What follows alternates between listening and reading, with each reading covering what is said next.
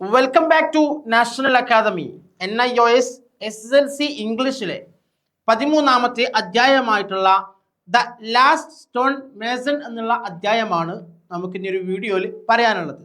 എന്താണ് last stone Mason എന്ന് പറഞ്ഞാൽ? സ്റ്റോൺ മേസൺ എന്ന് പറഞ്ഞാൽ സ്കൾപ്ചറാണ് അല്ലേ? ശില്പങ്ങളൊക്കെ ഉണ്ടാക്കുന്ന, ദൈവങ്ങളെയും ഒക്കെ ഉണ്ടാക്കുന്ന ആളുകൾക്കാണ് നമ്മൾ സ്റ്റോൺ മേസൺ എന്ന് പറയുന്നത്.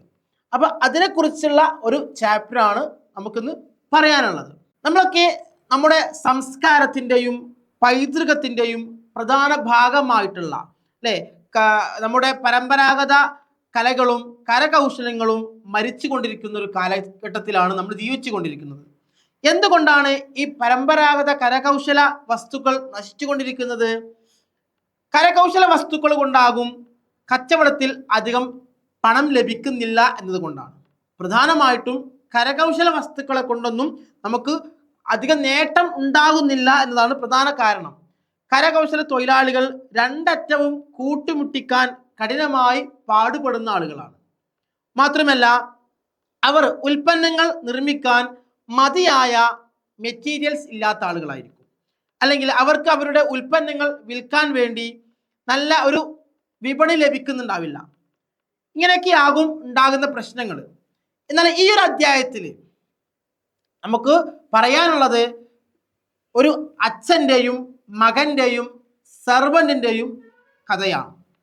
ഒരു കരകൗശല ജോലിക്കാരനായിട്ടുള്ള നമ്മളുടെ ക്യാരക്ടർ മാഞ്ചിയ എന്ന് പറയുന്ന ഒരു ക്യാരക്ടർ, അദ്ദേഹം പരമ്പരാഗതമായി തുടർന്നു കൊണ്ടിരിക്കുന്ന തൻ്റെ ശില്പകലകൾ അല്ലേ, ഒരു പ്രതിമകൾ നിർമ്മിക്കുക, ദൈവങ്ങൾക്ക് വേണ്ടി അത് ജോലി ചെയ്യുക, അവരുടെ പ്രീതിപ്പെടുത്താൻ വേണ്ടി കാര്യങ്ങൾ ചെയ്യുക എന്നുള്ള ഒരു വ്യക്തിയായിരുന്നു നമ്മളുടെ മാഞ്ചിയ എന്ന് പറയുന്ന വ്യക്തി. അദ്ദേഹത്തിന് സമ്പത്തിനേക്കാൾ കൂടുതൽ താല്പര്യം ദൈവങ്ങളുടെ പ്രീതിയായിരുന്നു, ദൈവങ്ങളെ തൃപ്തിപ്പെടുത്തുക എന്നതായിരുന്നു. എന്നാൽ അദ്ദേഹത്തിൻ്റെ മകന് ഈ ഒരു ജോലിയോട് താല്പര്യമുണ്ടായിരുന്നില്ല.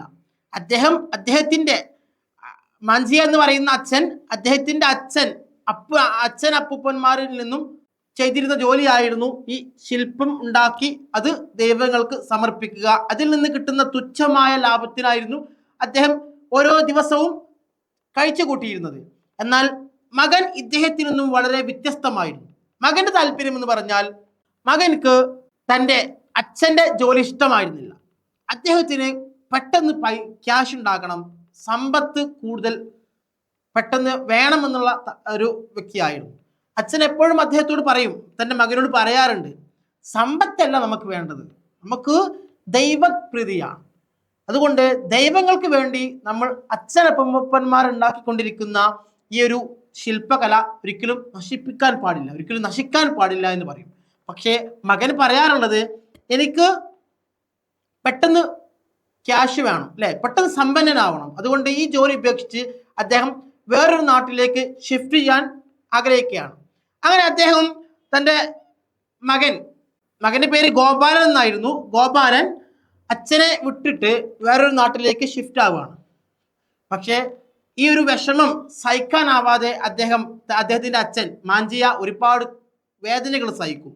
പക്ഷേ എന്നിരുന്നാലും തൊട്ടു മുമ്പത്തെ ദിവസം പകുതിയാക്കി വച്ചിരുന്ന ദൈവത്തിൻ്റെ ശില്പം അദ്ദേഹം പണി പൂർത്തിയാക്കാൻ വേണ്ടി നിൽക്കുകയും പണി പൂർത്തിയാക്കാൻ സാധിക്കാതെ അദ്ദേഹം ബോധരഹിതനായി വീഴുകയാണ്. കാരണം എന്താ?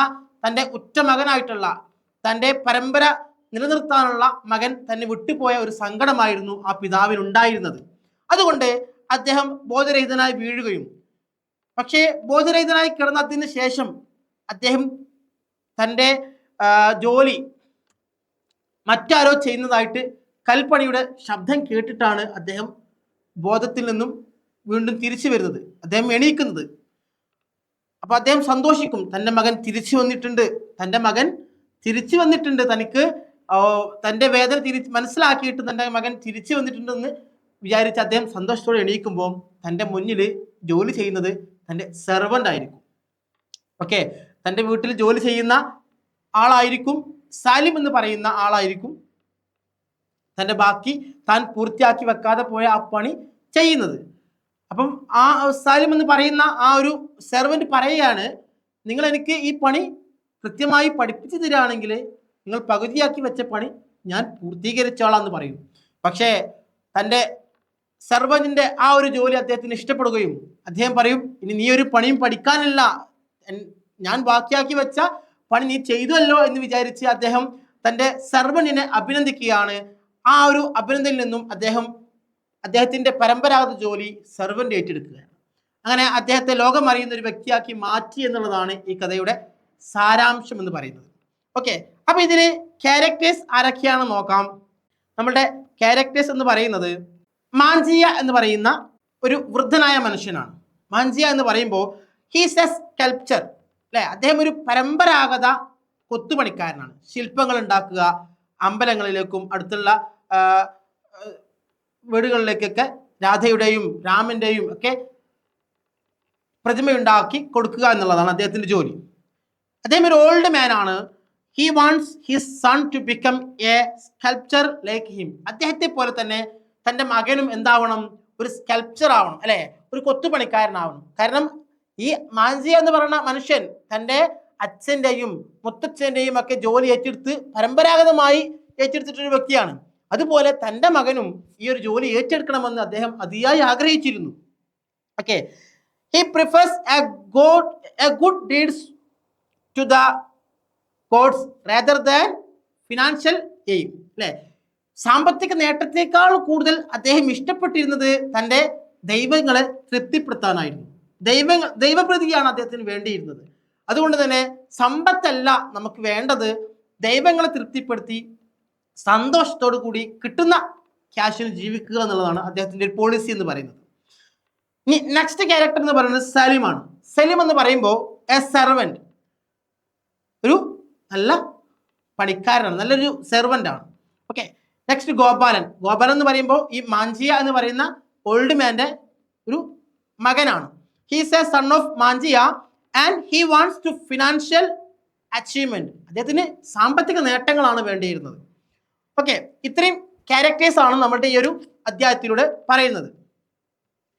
നെക്സ്റ്റ് എന്ന് പറയുന്നത് നമ്മൾ പറഞ്ഞല്ലോ, എന്തേ, ഓൾഡ് മാൻ തൻ്റെ മകൻ പോയ വിഷമത്തിൽ ബോധരഹിതനായി വീഴുകയും ആ സാഹചര്യത്തിൽ തൻ്റെ ജോലി താൻ പൂർത്തിയാക്കാതെ വെച്ചിരുന്ന ജോലി ആരായിരുന്നു ചെയ്തിരുന്നത്? സെർവന്റ് ആയിരുന്നു. സെർവന്റ് ആയിട്ടുള്ള സലീമാണ് ആ ജോലി ചെയ്തിരുന്നത്. ആ ജോലിയുടെ കൊത്തുന്ന ശബ്ദം കേട്ടിട്ടാണ്, കല്ലിൽ കൊത്തുന്ന ശബ്ദം കേട്ടിട്ടാണ് ആ വൃദ്ധൻ, മാഞ്ചിയ എന്ന് പറയുന്ന വൃദ്ധൻ എണീക്കുന്നത്. ഓക്കെ, നെക്സ്റ്റ് എന്താണ് story? The story tells about the importance of Guru disciple relationship അല്ലെ, ഒരു ഗുരുശിഷ്യ ബന്ധത്തെയാണ് ഇവിടെ കാണിക്കുന്നത്. തൻ്റെ മകൻ പോയെങ്കിലും സെർവന്റ് തൻ്റെ ജോലി ഏറ്റെടുക്കുകയും ഒരു ശിഷ്യൻ എങ്ങനെയാവണമെന്ന് സമൂഹത്തെ ഈ ഒരു കഥയിലൂടെ പഠിപ്പിക്കുകയാണ്. The story gives us a good message of discipleship and goodness. നന്മയുടെയും നല്ല ഗുരുത്വത്തിൻ്റെയും ഒരു പാഠമാണ് നമുക്ക് ഈ ഒരു കഥ നൽകുന്നത്. അപ്പോൾ ഇത്രയും കാര്യങ്ങളാണ് നമുക്ക് ഈ ഒരു അധ്യായത്തിലൂടെ പറയാനുള്ളത്. ഇതിൽ പ്രധാനപ്പെട്ടിട്ടുള്ള ക്വസ്റ്റ്യൻസുകൾ എന്തൊക്കെയാണെന്ന് നോക്കാം. Important questions. What was the old man's profession? എന്തായിരുന്നു നമ്മളുടെ ആ ഒരു വൃദ്ധനായിട്ടുള്ള മാഞ്ചിയ എന്ന് പറയുന്ന വ്യക്തിയുടെ പ്രൊഫഷൻ എന്തായിരുന്നു?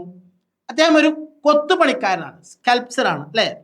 What was his attitude to work? അദ്ദേഹത്തിന്റെ മനോഭാവം എങ്ങനെയായിരുന്നു? തന്റെ ജോലിയോട് അദ്ദേഹത്തിന് ഉണ്ടായിരുന്ന മനോഭാവം എങ്ങനെയായിരുന്നു? സാമ്പത്തിക നേട്ടത്തെക്കാളും കൂടുതൽ ദൈവപ്രീതിയായിരുന്നു അദ്ദേഹം ആഗ്രഹിച്ചിരുന്നത്. രണ്ടാമത്തെ question, the young man threw his hammer and the chisel to the ground. Why do you think? അതുപോലെ തന്നെ മൂന്നാമത്തെ question, how did the old man learn carving? What did he expect from his son? ഈ വൃദ്ധനായ മനുഷ്യൻ ഈ ഒരു ജോലി എവിടുന്ന് പഠിച്ചത്? തൻ്റെ അച്ഛനിൽ നിന്നും മുത്തച്ഛന്മാരിൽ നിന്നൊക്കെയാണ് ഇതിങ്ങനെ പരമ്പരാഗതമായി കിട്ടിയിട്ടുള്ളതാണ്. അദ്ദേഹം തൻ്റെ മകനെ കുറിച്ച് എന്താ ചിന്തിച്ചത്? മകനും അദ്ദേഹത്തെ പോലെ ഒരു കൽപ്പണിക്കാരനാവണം, ഒരു ശില്പകാരനാവണമെന്ന് ആഗ്രഹിച്ചിരുന്നു. ഓക്കെ, ഇത്രയും കാര്യങ്ങളാണ് നമുക്ക് ഈ ഒരു അധ്യായത്തിലൂടെ പഠിക്കാനുള്ളത്. കൂടുതൽ അറിയുവാനും പഠിക്കുവാനും താല്പര്യമുള്ള വിദ്യാർത്ഥികളാണ് നിങ്ങളെങ്കിൽ ഞങ്ങളുടെ നാഷണൽ അക്കാദമിയിൽ ജോയിൻ ചെയ്യുക. അഡ്മിഷൻ ഉറപ്പുവരുത്തുക. Thank you to all.